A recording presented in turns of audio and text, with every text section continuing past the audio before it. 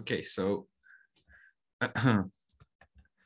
this was, as usual, a very good place to get a break from the lecture because, well, first of all, because I needed some water, and second of all, because in my opinion, this is the point where all the fun begins. So we proved that H naught and H star are both integral. Sorry, second. Okay, so we proved that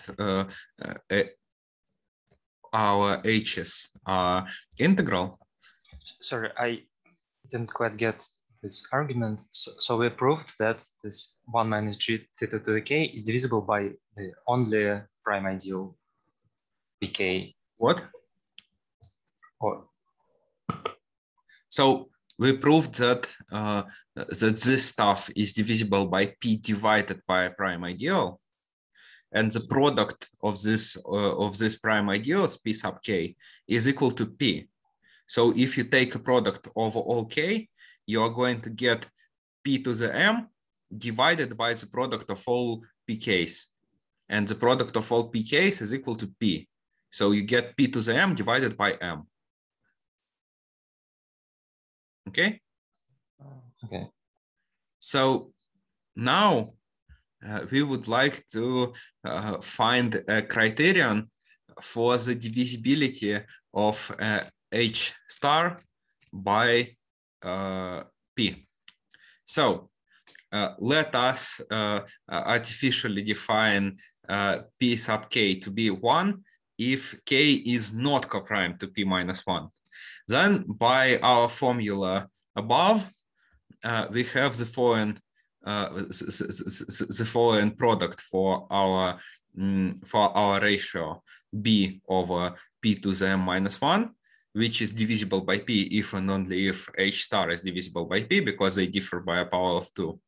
So when does this product when is this product divisible by p?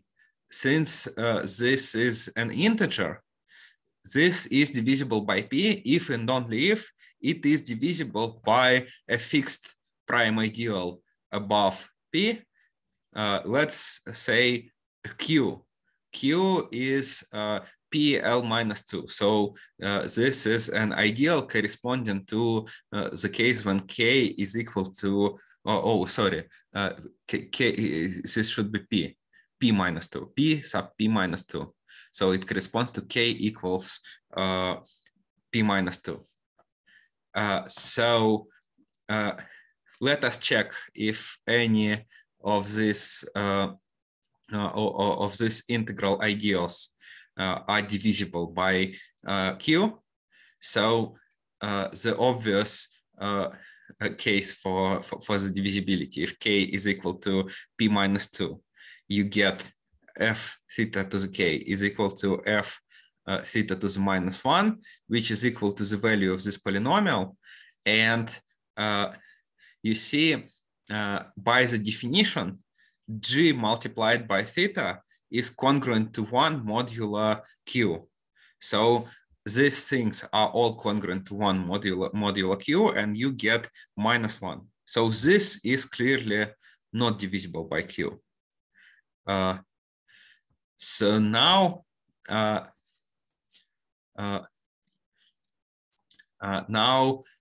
if H star is divisible by P, then, well, H star is divisible by P if and only if for some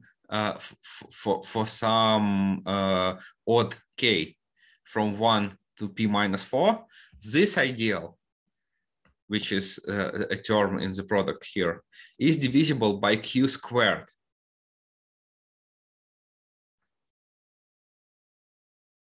Right? So why q squared?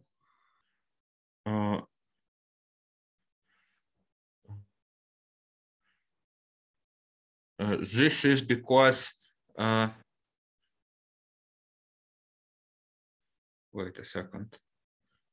So what we need here? We need this stuff to be divisible by P, which is equivalent to it being divisible by Q. I'm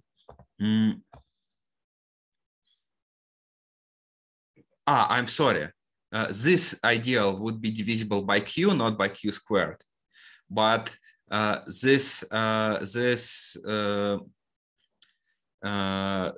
fractional ideal has Q in the denominator. So the divisibility of this ideal by Q is equivalent to the divisibility of this number, f of theta to the k, by Q squared, okay? So now let us choose a primitive root, g, such that g to the p minus 1 is congruent to 1 modulo p squared. Then, by our definition, theta is congruent to g modulo q squared, and your f of theta to the k is actually congruent to some natural number modulo q squared. And so now we need to study the divisibility of this natural number by p squared, because a natural number is divisible by q squared if and only if it is divisible by p squared. So this divisibility is equivalent to this congruence. And now our g sub s is congruent to g to the s modulo p. So for any s, there is an integer a such that we have the following formula. And then let us do a little trick. We take this formula and we raise it to the k plus 1th power. So you get g to the s to the k plus 1 is congruent to g to the s multiplied by k plus 1 plus a first term in the binomial theorem, because all other terms will be divisible by p squared. Now, AP is equal to g sub s minus g to the s, so you get this congruence, okay? Now, what we need to do is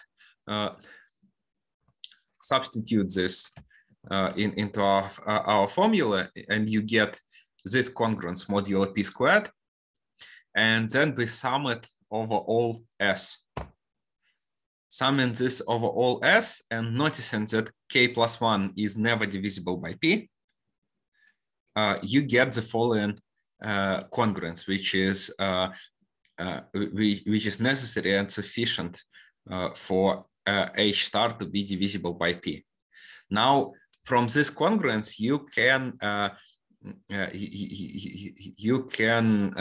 delete the second term, because the second term is just an obvious geometric progression, and this geometric progression is just congruent to 0 modulo p squared due to our choice of a primitive root.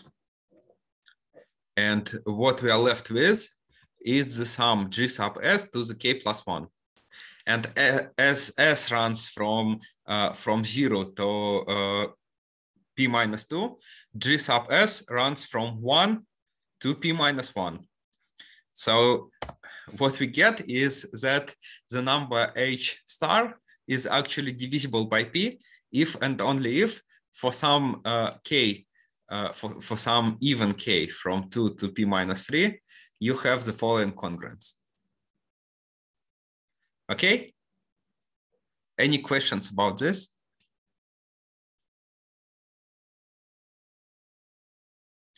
Okay, if not, also it turns out that this congruence is equivalent to the Bernoulli number b sub k being congruent to 0 modulo p. This will be in the seminar problem set. And so we figured out the condition for h star to be divisible by p. What we need now is to understand when can h0, h0 be divisible by p. And this turns out to be a very different sort of question. So what we are going to prove now is that if H star is not divisible by P, then neither is H naught. It is actually conjectured, as far as I remember, that H naught is never divisible by P. There are no known counterexamples, but still, it is still within the realm of possibility. So what we need to prove once again is that if H star is not divisible by P, then H naught is also not divisible by P. If we were able to prove this statement, then we are going to be able to prove our theorem 1, obviously. Okay. What we are going to prove is that if P does not divide H star, then the following set, logarithm of theta k to the P minus 1, is a basis of real lambda-adic numbers of trace 0. Here, lambda is 1 minus zeta P, which is a factor of P in our cyclotomic field. So these logarithms here are p-adic logarithms. So we are going to do some p-adic stuff. Okay, so from previous lectures, we know that, that our lambda here is prime in the ring of integers of a cyclotomic field, and that the p minus 1th power of lambda as an ideal is equal to the ideal generated by P. So this means that O sub k, that in O sub k, P is totally ramified, and so the completion k lambda is totally ramified over Q sub P. And for example, this also means that k lambda has degree P minus 1 over QP, and also for any element of an initial field, K, the norm of alpha over Q is equal to the norm of alpha over QP. Now, this is the norm in the sense of the field norm, not in the sense of p-adic completion norms. This is a different notions. So what we can do now is choose some particularly useful uniformizing element in the ring of integers of k lambda. So Hensel's lemma will guarantee the existence of a uniformizing element such that pi to the p minus 1 plus p is equal to 0. And also pi is congruent to lambda modulo pi squared. So to prove this, take a unit like this, minus p divided by lambda to the p minus 1. Check that alpha is congruent to 1 modulo lambda. Then using Hensel's lemma, find a solution. Sorry, wait a second.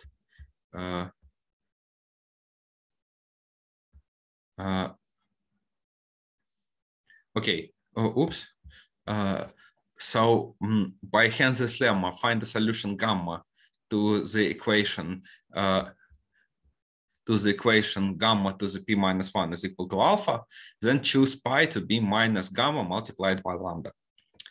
Okay, so also every automorphism of K can be extended to the automorphism of K lambda, which will conserve the norm. And any element of K lambda can be uniquely represented as follows. So as a polynomial of pi with coefficients in p-adic rational numbers. And the elements of O sub lambda characterized by conditions AI lie in Z sub P, and elements of the completion of a real subfield are the elements with 0 odd coordinates. This is rather easy to check. Okay, so we will call these numbers real lambda adic.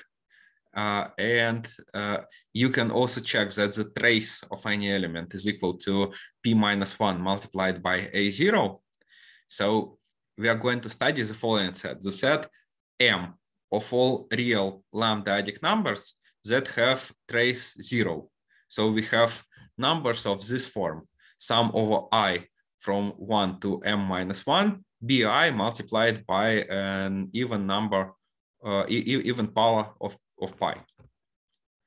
Okay, so field k lambda is a complete field, so it has functions like logarithms and exponents defined by these simple formulas, and you can check that the exponent is well defined where when a square of a uniformizer divides alpha, and the logarithm is well defined if epsilon minus 1 is divisible by pi.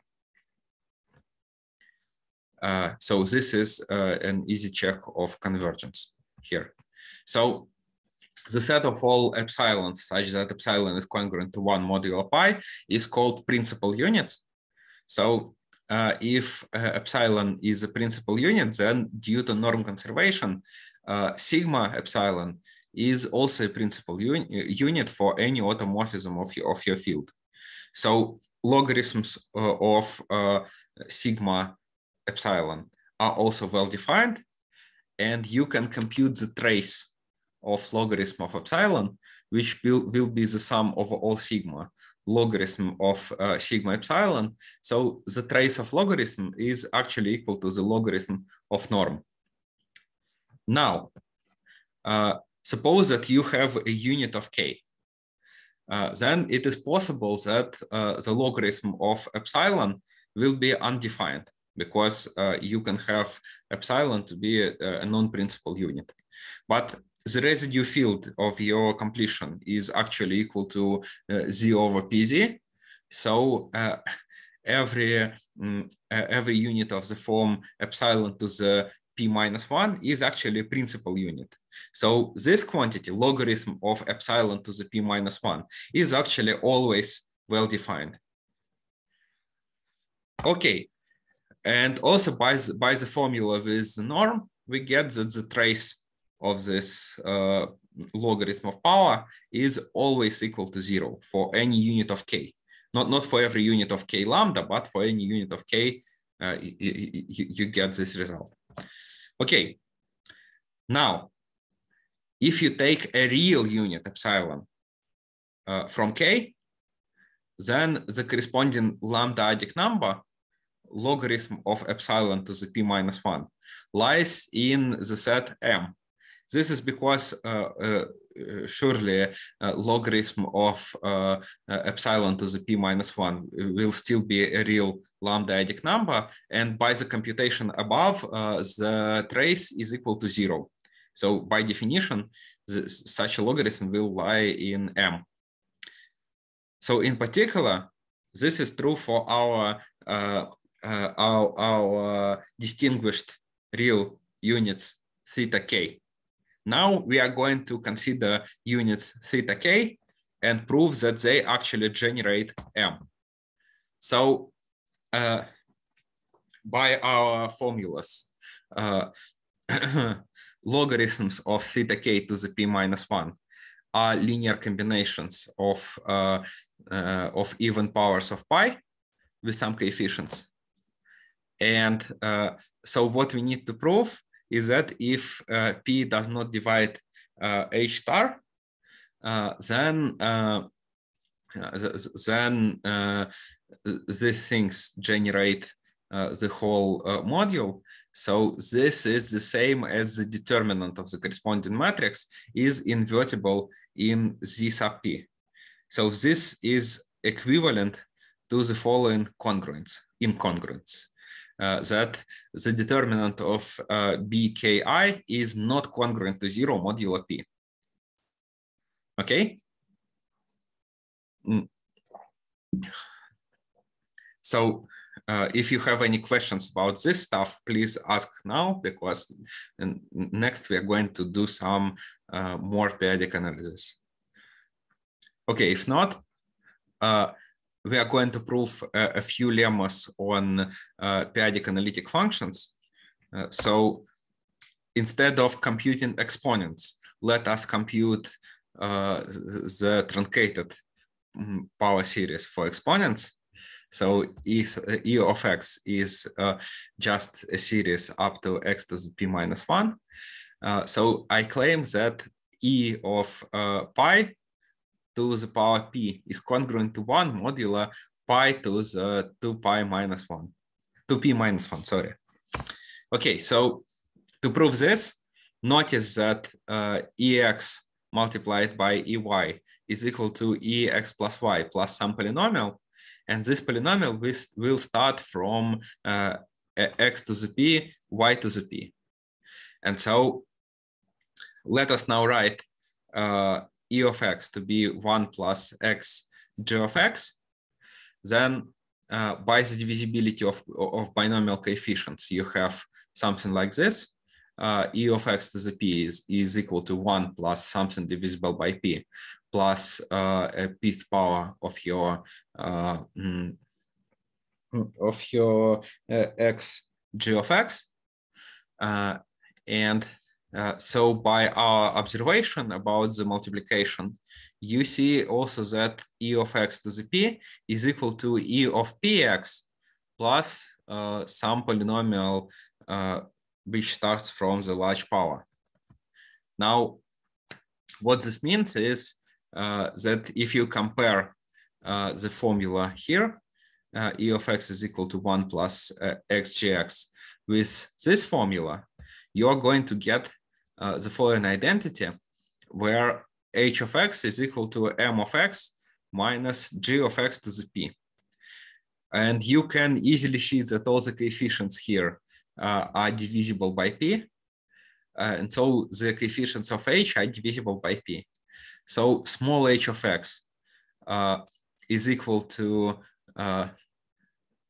some stuff of this form. So you divide this here by p, and you divide coefficients of h by p to get some polynomial g with integral coefficients, p integral coefficients. And then you substitute x equals p, and you get that h of pi is congruent to pi modulo pi to the p, just from this formula, clearly. So you can also check that g of pi is congruent to 1 modulo pi. And so by lifting the exponent, you can prove that you have this congruence. And then you substitute this back into this formula, and you get the desired result. Okay, so what we proved is that E of pi to the p is congruent to 1 modulo large power of pi. Now, the third lemma is that E of kp is congruent to zeta p to the k modulo pi to the p. So by addition formula, this is equivalent to the same statement for k equals 1. And this is easy because, well, you can do something like this. You can notice that zeta p is congruent to 1 plus pi by the definition. And so zeta p to the minus 1 E of pi is congruent to 1 modulo pi squared. And then you take an integral periodic delta such that you have this identity, raise this to the power p, sorry, and use the previous lemma. Then on the left, you get something congruent to 1 modulo pi to the 2p minus 1. And on the right, you have 1 plus this thing. So this thing must be divisible by pi to the 2p minus 1. And so delta is actually congruent to 0 modulo pi to the p minus 2. So using this formula, once again, you get the desired result. Okay, so this is all for the truncated exponent. Now for the truncated logarithm. If you define the polynomial L of x by this formula, so the truncation of a series for logarithm, then you have, well, this is just an easy estimate for the tail of series. So if you have alpha divisible by pi squared, then you have this congruence. And similarly, you can prove the approximate addition formula. If you have two principal lambda-adic units, then you have this congruence. And finally, you have the following lemma. If you take a logarithm and apply it to the root of unity, then it will be congruent to pi modulo pi to the p. Okay, so to prove it, notice that the exponent and the logarithm are partially inverse to one another. So L of E of x is equal to x plus some polynomial which starts with x to the p. Then you set x equals pi, use lemma 3, and get the desired result. Okay? So any questions about this seemingly unrelated to our topic lemmas? If not, let's continue. So we will now evaluate our determinant modulo p. So you can always replace all the coefficients by some other numbers that are from the same residue class modulo p. So this means that our logarithms can be replaced by something congruent to them. So let's replace our logarithms by, oops, sorry, this should be just L of theta k to the p minus 1. So, so you replace logarithms by L's, then you notice that you actually have some sort of a congruence for theta k to the p minus 1, which is not surprising, of course, because you have a congruence for theta k to the p. So you have something like this. Theta k is equal to this quantity by definition. If you take a pth power, you're going to get this geometric series to the power p multiplied by some power of minus 1. Then you notice that zeta p is congruent to 1 modulo pi. So this sum here is congruent to k modulo pi. And if you raise it to the power p, it will be congruent to k modulo pi to the p. And so you get this thing in the power p minus 1 is congruent to this quantity k multiplied by zeta p minus 1 divided by zeta p to the k minus 1 and multiplied by this minus eta to the power k minus 1. Okay, next you write this as follows. So this is just a rewrite of this thing. So you get something like this. And then lemma 5, our partial addition formula, give you that the L of the thing is the sum of L's. And now from lemma 3, you get that zeta p to the k is actually congruent to E of kp. So you replace these things here by E of kp minus 1 divided by kp. And then you reduce everything to the following congruence. So L of your theta k to the p minus 1 is congruent to this stuff minus other stuff. So this is, oh, we have 10 minutes left. So, okay, so you have this thing minus this thing. And then you notice that the coefficients of this series, this polynomial coincide with the coefficients of corresponding series. So you replace back L by logarithm and E by exponent. And then once again look inside the problem set for today's seminar, the coefficients of this polynomial will be Bernoulli numbers divided by factorials.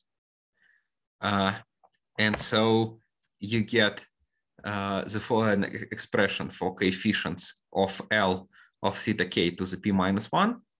You get Bernoulli number of 2i divided by 2i factorial 2i multiplied by 1 minus k to the double I. This means that you can actually explicitly compute the residues of your BKI modulo P. So you get something like this.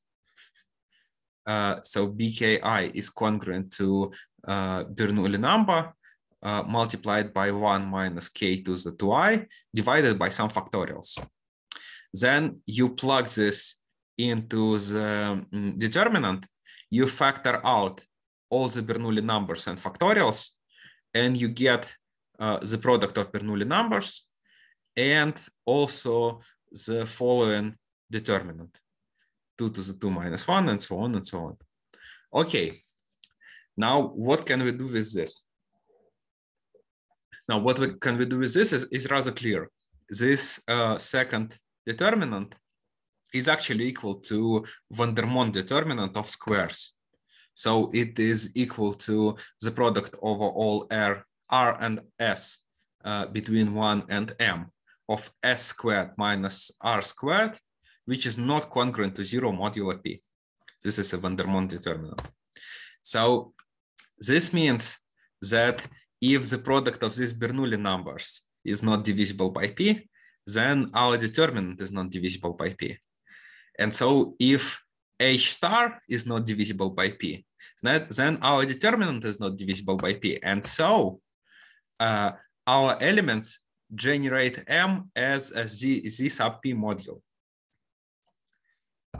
So as a consequence, we prove the following corollary, that if P does not divide H star, then P does not divide H naught. So how do we prove this? Suppose that P does not divide H star, but divides H naught. Then the index of the subgroup generated by theta k in the group of positive units is divisible by P.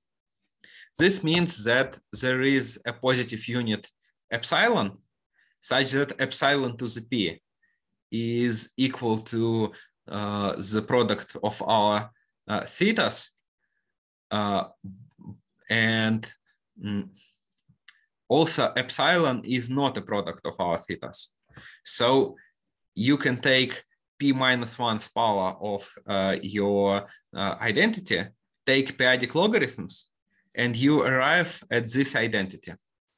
And in this identity, at least one of the coefficients, alpha k, is not divisible by P, because if all the coefficients are divisible by P, then you just can factor out the P here in the formula. So what do you get from here? From here you get that the logarithm of epsilon to the P minus 1 is not a Z sub P linear combination of your generating logarithms. So this is a contradiction. Okay, so what is the conclusion? Conclusion is that if H star is not divisible by P, then neither is H naught. So our class number HP is divisible by P if and only if H star is divisible by P. But as we noticed at the end of the previous section, H star is divisible by P if and only if sum of the numerators of the Bernoulli numbers is divisible by P. So this concludes the proof of our main theorem from the first section, which is that H sub P h sub p is divisible by p if and only if sum of the numerators of Bernoulli numbers is divisible by p. So as you might have noticed, the proof of this result contains some gaps. That is, I did not explain why the divisibility of sums of powers implies the divisibility of Bernoulli numbers. I did not explain why the series for the logarithm of a certain thing is expressed as a linear combination of Bernoulli numbers, and so on and so on. So I missed a whole lot of technical details, but these technical details will be covered in the problem set from the seminar. Okay, so we have a little bit of time left. Do you have any questions? Yeah, I don't quite understand the logic. So in the computation of divisibility of H0, the last part. Yeah, so the last did we part. prove that, yeah, this long computation. So we so related the power of P, which come on which H0 is divisible by with this index, with this product of Bernoulli numbers. Yeah. And did we prove that H0 is not divisible by P if and only if? So once again, you see B, K, I are congruent to Bernoulli numbers, and H0 is divisible by P if and only if this this rational number is divisible by P, okay? Mm-hmm. And so you have a product of Bernoulli numbers, which is the interesting part. And you have a determinant of this form, right? Yeah. And this determinant can be easily reduced to the van der Monde determinant. In van der Monde determinant, you will have, well, the same determinant effectively. You will have 1, 1, 1, 1, 1 here at the first column, which is not present here, and ones at the first row. And also you will not have minus ones here in the determinant. So you are going to get ones, then 1, 2 to the 2, 2 to the 4, and so on, 2 to the p minus 3, then 1, 3 to the 2, 3 to the 4, and so on, 3 to the p minus 3, and so on. Yeah. I understand. So you get the van der Monde determinant, and it is equal to the product of pairwise differences of squares. Yeah, and these differences are, of course, not congruent to 0 modulo p. Yeah, that's fine, but it appears to me that this argument implies that H0 is divisible by P if and only if H star is divisible by P. Because no? Not exactly. You see,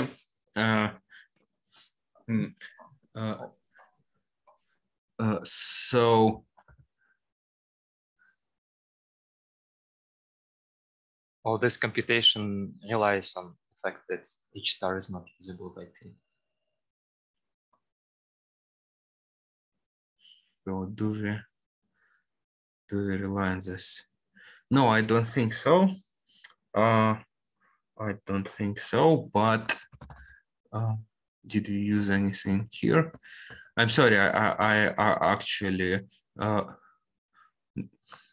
missed this stuff a little bit.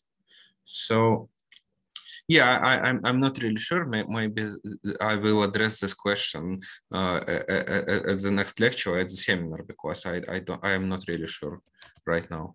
But as far as I know, it is not such a direct implication. Yeah, you see,